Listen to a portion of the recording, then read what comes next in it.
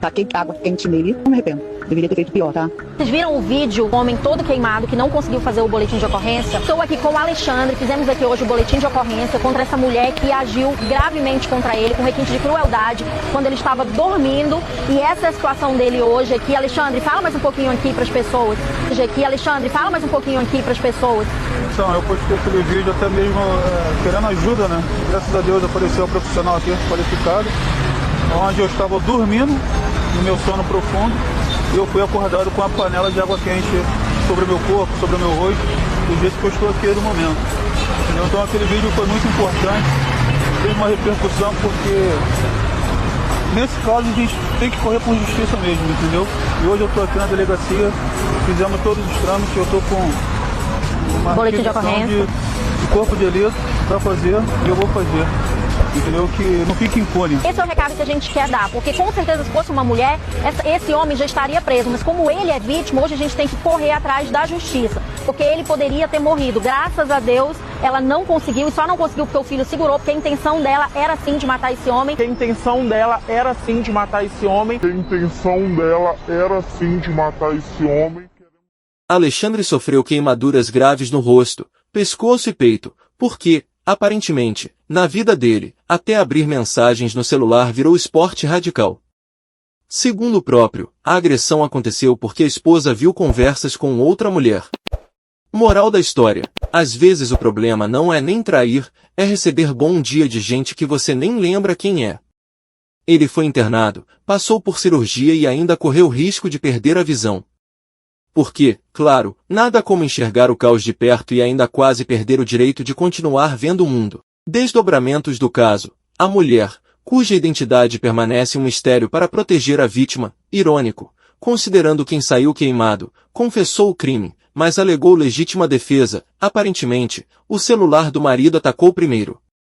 Mesmo com a confissão e com lesões que fariam qualquer novela das 9 parecer leve, em outubro de 2024 ela foi liberada e passou a responder em liberdade.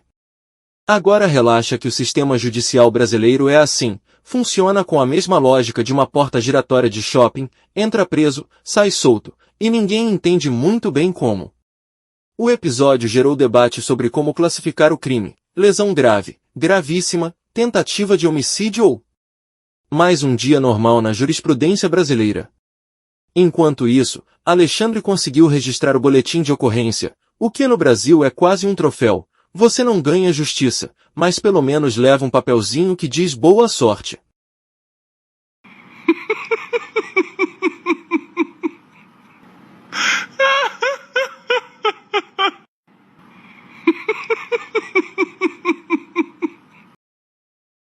Hoje, o Piadas no Quarto irá tratar de um tema muito sério que está tramitando na surdina no Congresso: a lei de misoginia.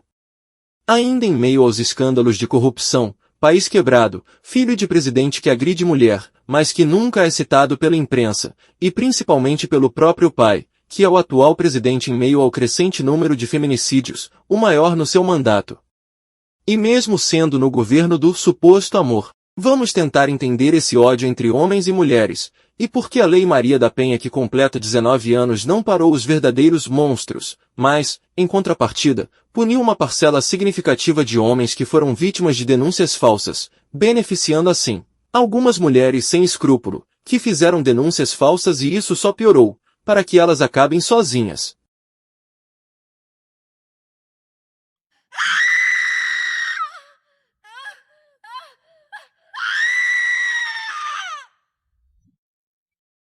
Ser homem está virando crime no Brasil. O Senado acaba de aprovar uma lei que equipara o crime de racismo ao de misoginia. O que é misoginia? É você dizer ou fazer qualquer coisa que seja ofensiva a uma mulher. Qualquer coisa que você disser contra uma mulher em particular ou em geral pode se tornar um crime agora inafiançável como crime de racismo. Se você interromper uma mulher no meio do discurso... Mas o que é misoginia? Então, por exemplo, interromper ou duvidar da fala de uma mulher numa reunião, numa conversa, num debate, a mulher tá ali expressando a opinião dela, vem um colega de trabalho, por exemplo, corta a fala no meio. Super misógino esse comportamento. Se você disser algo que fere a índole ou caráter de uma mulher em particular ou em geral, se você disser, por exemplo, que uma mulher dirige mal, ou que uma mulher é mais frágil e mais fraca que um homem do ponto de vista físico, ou que uma mulher é mais emotiva, tudo isso Tudo isso pode se colocar como crime de misoginia e você pode ir em cana. Gente, quando esse feminismo histérico, louco, de achar que todos os homens são potenciais abusadores, ou estupradores, ou violentadores de mulheres, e todas as mulheres são potenciais vítimas, se coloca dentro da justiça, não há justiça. Há simplesmente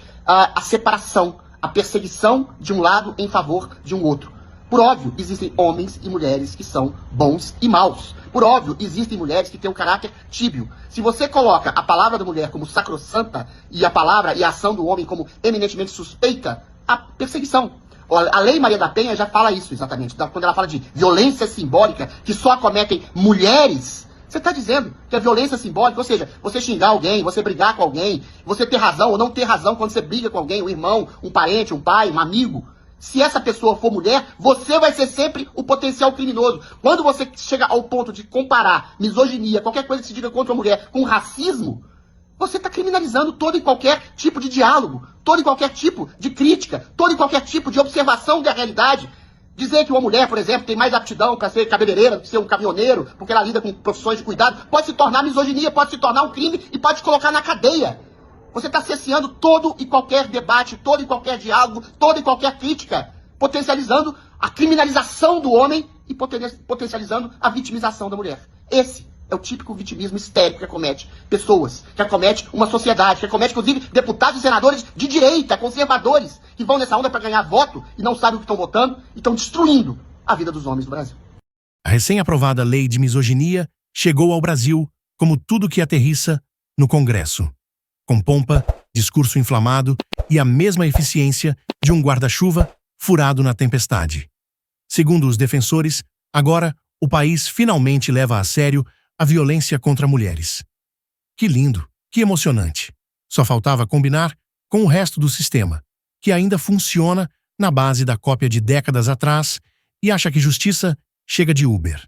A lei promete criminalizar condutas misóginas, o que é ótimo se não fosse o detalhe de que antes mesmo de entrar em vigor, já tem deputado tentando explicar que misoginia não é bem isso, senador jurando que não é para exagerar e influencer dizendo que agora não pode nem discordar de mulher. Sim, porque no Brasil, toda nova lei vira automaticamente um episódio de stand-up involuntário. E claro, o governo vendeu tudo como um marco histórico, porque aqui, aprovar lei é igual inaugurar obra pública incompleta. Corta a fita, bate palminha e torce para a população não reparar que não tem nem porta. O melhor é ver político misógino de longa data fazendo discurso emocionado sobre proteger mulheres. É como botar um incendiário para comandar o corpo de bombeiros. Mas tudo bem, faz parte do charme nacional. O Brasil não resolve, encena a resolução. No fim, a lei de misoginia é uma espécie de Wi-Fi público. A placa existe, a senha nunca funciona, e ninguém sabe quem é o responsável quando cai.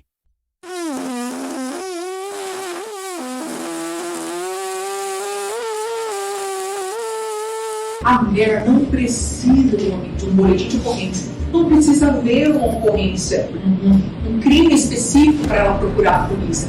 Basta ela sentir um desconforto em relação àquele relacionamento e ela pode pedir uma medida protetiva. Como, por exemplo, aquela situação em que eles querem se separar, mas o homem diz: eu não vou sair de casa, é você que tem que sair. Com as crianças, ela fica naquela situação que pode ocorrer um crime. Eles vão coabitando, inclusive é uma situação de risco de feminicídio, eles ficam ali coabitando e ela fala: o que eu vou fazer? Venha para a delegacia, solicita medidas protetivas. Aí não se tem crime, porque a casa dos dois, como que faz? Ele não ameaçou, ele só falou que não ia sair da casa. Então, esse é um exemplo claro de que não pode solicitar medidas protetivas, eles saem da casa e ela fica até resolver a situação. Mulheres mal intencionadas utilizam de uma lei que as beneficia, de proteção a elas, para vir cometer furtos mediante fraude e abuso de confiança. Como é que consiste esse crime? Um homem conhece uma mulher e vem com aquele papo de não quebrar um dia, que os pais não têm em casa, mas ela é uma boa pessoa. O homem se sentindo sensibilizado, acaba acolhendo essa mulher em casa. Passa um dia, 2 dias, 3 dias e essa mulher acaba entrando em contato com a Polícia Civil e diz que foi vítima de violência física, psicológica, cárcere privado, enfim tal, de modo que contra essa pessoa, agora esse suposto agressor, é deferida medidas protetivas de afastamento do lar, né? e tudo mais. Aí nesse meio tempo que ele está afastado lá, ela aproveita-se para limpar a casa dele, furtar todos os seus pertences. Obviamente, aí quando a pessoa se der conta, pode voltar lá, porque não existe mais nada, existe somente as paredes do ambiente doméstico e tudo mais. A medida protetiva vai trazer uma página, né, para ela poder se reerguer, para ela poder recomeçar a sua vida. Então é muito importante a gente divulgar que a medida protetiva não requer, não há uma necessidade, não pede um boletim de ocorrência, não há necessidade de que haja um crime específico para que ela solicite as medidas protetivas. A delegada vai lá e fala, com a confiança de quem descobriu uma nova lei da física, a mulher não precisa ter passado por um crime nenhum para denunciar e tirar o homem de casa. É isso mesmo que eu entendi? Acusar sem ele ter feito nada? Por que pode ser um potencial agressor? Como assim? O cara não precisa nem fazer nada, só existir. É tipo vírus, só de estar no ambiente já dá problema. A fala da delegada é tão absurda que parece que ela decidiu legislar do nada. Do jeito que ela falou, parece lançamento de produto. Chegou o Extermina, a tecnologia inovadora que remove homens do lar por aproximação. Não precisa crime, não precisa prova, não precisa nada. Bateu o vento e você achou estranho? Aperta o botão. Imagina essa delegada no comando de aeroportos. Senhor, não achamos nada na sua mala, mas você tem uma energia de quem um dia poderia pensar em cometer algo. O senhor está preso por prevenção espiritual. O mais engraçado é que o pessoal ouviu isso e achou normal. No Brasil, qualquer regra vira, tá meio esquisito, mas vamos ver no que dá. Eu só queria saber o próximo passo. A gente vai começar a tirar gente da casa porque a vizinha sonhou? Por que o horóscopo disse? Por que o barulho do chinelo na sala ativou o gatilho? A fala da delegada virou praticamente o slogan da nova era jurídica. Crime? Quem precisa? O importante é a intenção que eu acho que você poderia ter tido. É a justiça brasileira virando mãe brava. Eu nem sei o que você fez, mas você tá errado.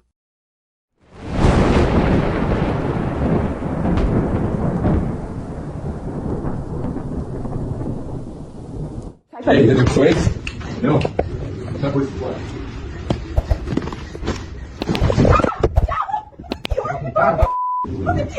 Não negar. Pra mim você não negar. Poxa, polícia. Tô esperando.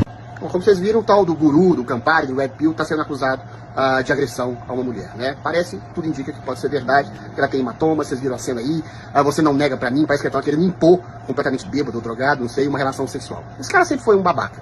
Uma coisa, gente, é você denunciar, por exemplo, falsas denúncias de mulheres contra homens, coisa que eu faço às vezes aqui. Outra coisa é denunciar como o feminismo castra os homens e vê todos os homens como potenciais criminosos ou abusadores ou assediadores, coisa que muita gente faz. Outra coisa é usar desse ressentimento e dessa mágoa de que boa parte dos homens tem contra a parte das mulheres, contra a parte das mulheres não, contra o feminismo sobretudo, e usar isso para rebaixar as mulheres, para humilhar mulheres, para criar uma percepção de que os homens têm que voltar para a história, pegar uma clava e bater na cabeça da mulher e fazer com que ela faça sexo com ele quando ele bem entende, ou reduzir a mulher a um objeto de luxo, ou não perceber que a revolução sexual deixa que as mulheres fiquem com quem elas querem, quando elas querem, e que eventualmente uma mulher de 30, 40 anos solteira não é uma mulher gasta, que tem que ser desprezada. É tudo isso esse sujeito falava nos simpósios, nas palestras. Ele, infelizmente, ele era trazido para muito debate. Sempre achei ele um completo idiota, e agora está demonstrada a idiotice dele na vida real, em que ele constrange, humilha ou até agride uma mulher. Entendeu? É muito triste essa situação pelo seguinte: isso alimenta o discurso feminista de que todos os homens são potenciais agressores, que não é verdade. Esse homem, ao que tudo indica, é um agressor, e alimenta o ressentimento entre mulheres e homens. É simples perceber que existem homens e mulheres maus. Existem agressores. Existem mulheres que fazem falsas denúncias, e existem mulheres que potencializam um homem a um potencial agressor e assediador ou estuprador. Isso arrebenta, inviabiliza as relações. Tanto esse princípio machistoide desse sujeito, quanto o princípio feministoide, que eventualmente vê os homens como potenciais red-pilados, como esse sujeito aí. Entendeu? E aí você cria exatamente uma desconfiança latente na palavra da mulher, que eventualmente faz uma denúncia real, que é o que tu me indica, é o que essa mulher fez contra esse babaca. Entendeu? Existem homens e mulheres maus, existem homens e mulheres oportunistas que se utilizam de ideologias, o feminismo ao machismo atávico, uma para se contrapor o outro. No caminho do meio tem a realidade. Você tem que se relacionar com as pessoas, esperando o melhor das pessoas, sem acusá-las, ou de assediadores, ou de estupradores, ou os homens querendo tratar as mulheres como se tratava na pré-história, com um tacape, e colocando elas como objetos de uso e abuso. O que fica de lição dessa história toda é: cuidado com gurus de ressentimento. Cuidado com as pessoas extremistas, que veem todos os homens como canalhas e que veem todas as mulheres como objeto de uso. Dizem por aí que, sempre que algum pseudo-influenciador masculino faz besteira, nasce imediatamente uma nova teoria científica. Pronto, acabou. Todos os homens estão oficialmente reprovados. E assim o planeta entra numa crise global. As mulheres reviram os olhos em uníssono. Os homens bons, que existem, embora em extinção mítica tipo unicórnio com carteira assinada, se perguntam o que eu fiz, e a internet acende o letreiro luminoso de culpe o calvo da vez. A partir daí a ladeira abaixo, cientistas anunciam um índice internacional de macho problemático. O planeta decreta lockdown emocional contra performances masculinas duvidosas. Institutos de pesquisa passam a contar homens não por CEP, mas por grau de vergonha alheia que provocam. Enquanto isso, o calvo genérico de bebida qualquer vira símbolo universal de, meu Deus, por que eles são assim? E claro, a humanidade conclui, em tom teatral, não factual, que, se um homem erra, pronto, reinstala o pacote inteiro da masculinidade bugada.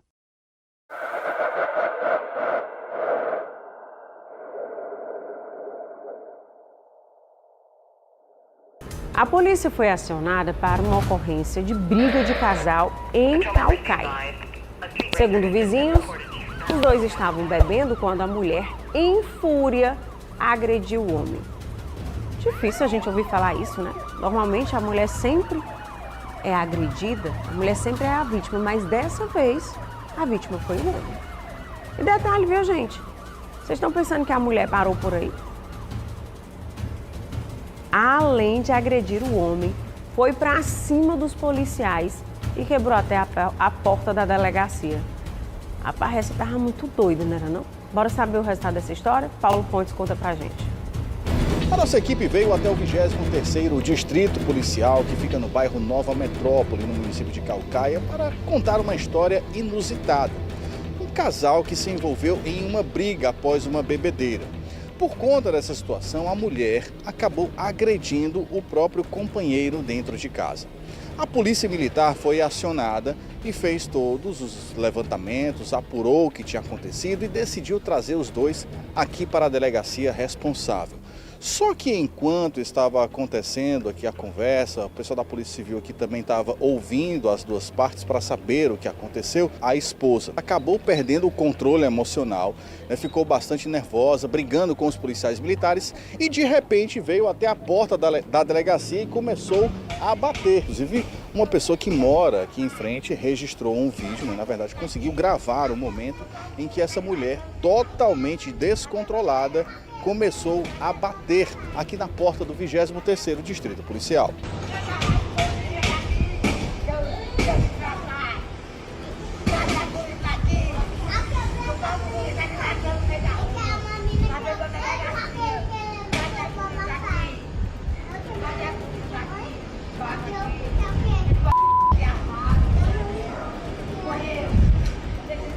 Inclusive a gente percebe que a porta ela ficou danificada, né? Mediante essa situação, inclusive a gente percebeu ali no vídeo que um dos policiais saiu da delegacia para conter a mulher que foi levada para dentro da unidade policial. Lá, ela começou a desacatar os policiais. A partir disso e a partir das agressões sofridas pelo marido, ela foi presa e foi autuada por 3 crimes.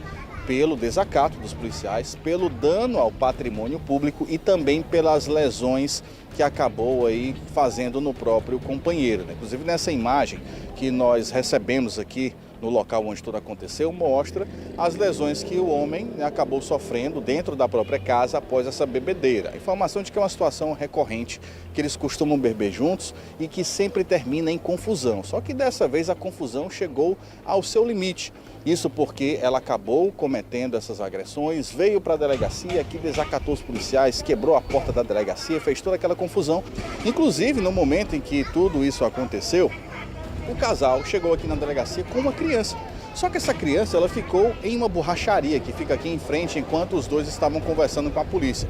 Os policiais, ao tomarem conhecimento desse fato, acionaram também o Conselho Tutelar, que levou a criança para a casa de um familiar do casal.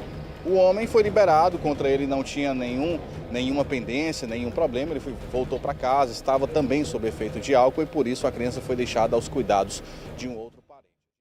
Caucaia acordou diferente naquela noite. O ar cheirava a cachaça, testosterona e mais decisões.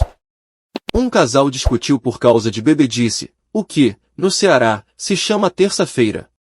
A briga evoluiu para um nível tão avançado que a mulher decidiu inovar. Já que brigamos no bar, vou levar o campeonato para a delegacia. A partir daí, virou show ao vivo. A delegacia virou a casa do porquinho que era de tijolos e o lobo tentou derrubar, não no sopro, no chute. Os policiais pensaram que era a pegadinha do João Kleber do multiverso. A mulher tentou quebrar a delegacia, provavelmente achando que, se desmontasse o prédio, o boletim de ocorrência sumia junto. É o famoso raciocínio etílico avançado. Se eu destruir a cena do crime, então tecnicamente o crime nunca existiu. Enquanto isso, Caucaia segue firme como sempre, colecionando histórias prontas para virar lenda urbana. Lembra do dia em que tentaram derreter a delegacia na base da gritaria? Lembro sim, foi antes ou depois da prisão.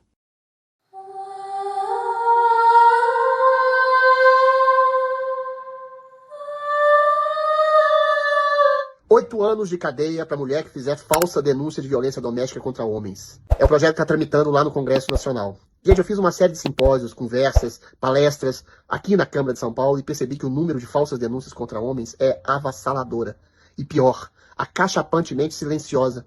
Essas falsas denúncias não vão para a mídia. Essas falsas denúncias não vão para a justiça, não reverberam. Homens são diariamente, cotidianamente massacrados por falsas denúncias de mulheres. Ninguém está dizendo aqui que não existem homens que realmente são assediadores, estupradores, violentadores, que arrebentam com mulheres. Mas, por óbvio, existem homens e mulheres bons e homens e mulheres maus. A questão é que, quando a justiça é aparelhada por um feminismo histérico que diz que todo homem é potencialmente suspeito de agressão e toda mulher é uma vítima preferencial, você acaba com a isonomia da justiça. Você acaba com a justiça em si e passa a perseguir todos os homens como se fossem potenciais criminosos. Abundam casos, exemplos de falsas denúncias de estupro na mídia, falsas denúncias de violência, de assédio, mas e aquelas denúncias falsas silenciosas, aquelas falsas reputações manchadas, destruídas, aqueles homens que são cotidianamente destruídos por falsas denúncias? A própria lei Maria da Penha fala em violência simbólica. Gente, violência simbólica acomete homens e mulheres. Quem já não xingou, quem já não se contrariou, quem já não se ofendeu com um amigo, com uma mulher, com um filho, com uma esposa, com qualquer coisa que seja. Mas só homens que cometem violência, só homens que são acusados, só homens que são canalhas. É a justiça feminista que destrói a vida de homens. A questão é, esse projeto está tramitando lá no Congresso e uma falsa denúncia de um crime é um crime. Então, se Deus quiser, esse projeto vai ser aprovado e, eventualmente, todas as falsas denúncias serão acolhidas como crimes.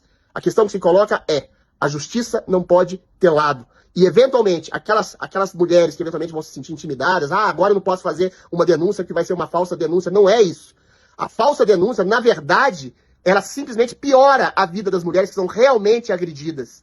Porque desmerece exatamente a causa de reais mulheres que são realmente agredidas. Agora, o que não dá para suportar e tolerar é homem sendo falsamente acusado por mulheres capciosas que eventualmente criam histórias para poder arruinar, massacrar e criminosamente destruir a vida de alguns homens. Então, toda falsa denúncia deverá ser acolhida como crime, quer seja contra homens ou contra mulheres.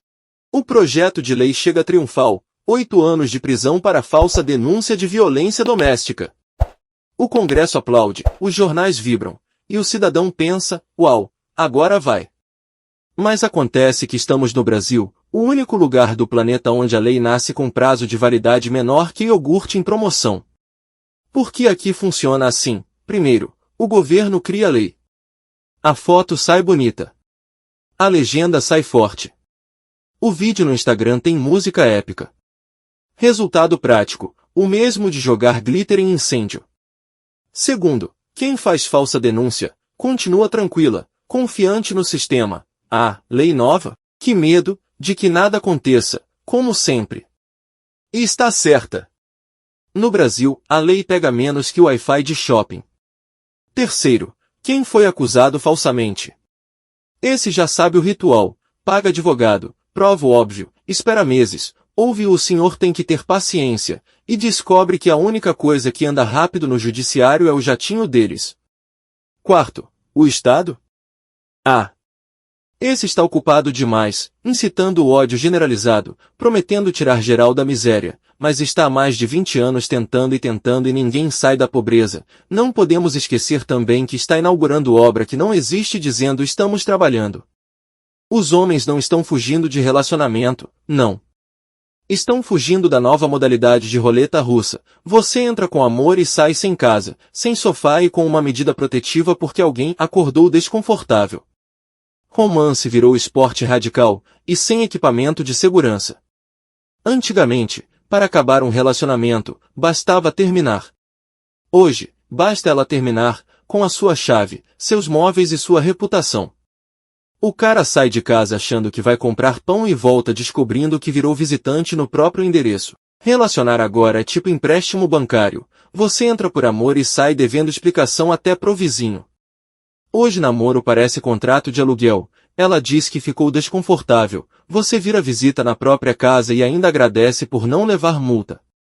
O romance evoluiu tanto que agora o cara precisa de advogado até para dar bom dia. Se o humor dela oscila, ele já prepara a mala. É amor, mas com saída de emergência. Tudo isso antes do café esfriar. Sério, boa sorte. Valeu!